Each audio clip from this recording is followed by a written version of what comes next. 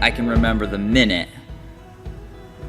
that I became dissatisfied, or a better word would be disgusted with my life.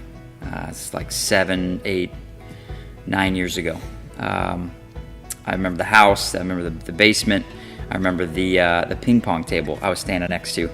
For whatever reason, this party, at this time, God chose to take me from something that used to bring me joy, right? Hanging out with my buddies, drinking, doing whatever.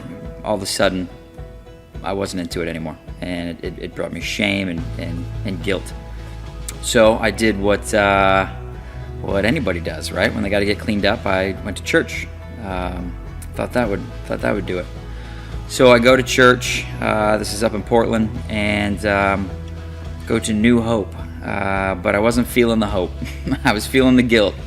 I just felt like everything I was dissatisfied with, everything I was disgusted with in my life, was just amplified at church.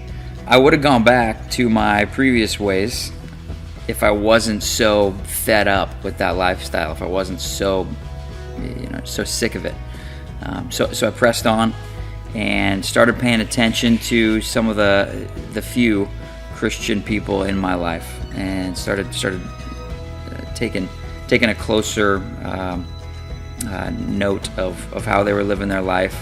Started reading this old book, the Bible, that didn't make any sense to me at the time. One day, after church, of course, I was feeling exceptionally guilty.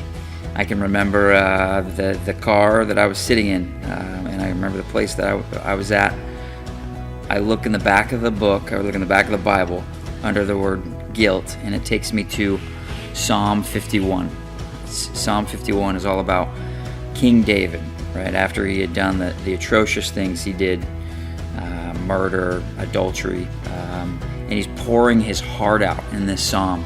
And for the first time in my life, like it connected, right? This story of this sad king, somehow just put into words everything that I was feeling at that minute.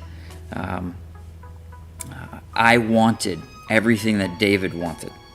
He wanted a new heart, right? He was begging for forgiveness. He wanted a new heart. He wanted a new righteousness.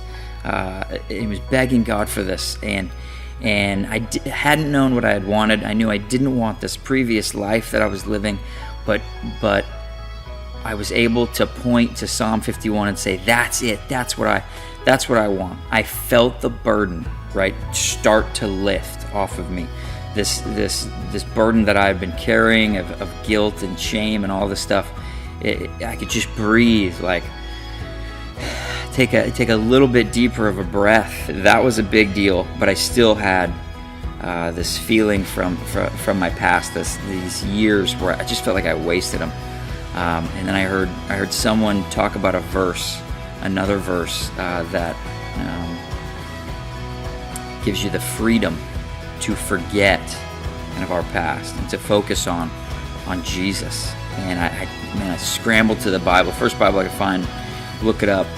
It was Philippians 3:13, forgetting what lies behind and focusing on the goal of the upward call of Christ Jesus. Right? This was again music to my ears. I don't even think I knew what the goal of the upward call of Christ Jesus was, but I landed on forgetting what lies behind, and I took it and ran with it. Man, that was what sealed the deal and allowed me to move beyond my past, to stop looking backwards, but to look forward, to apply the gospel to my life, and to help other people do the same thing.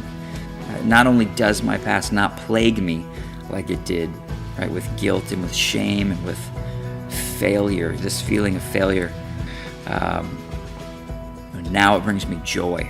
Not to say that my past, that I wouldn't do things differently. I totally would if I had to do it over again, but I can't, and that it's a part of who I am. And so I think about my past now, and I smile and think about, not only does it not bring me guilt, but my past brought me Jesus. How can you not be thankful for that?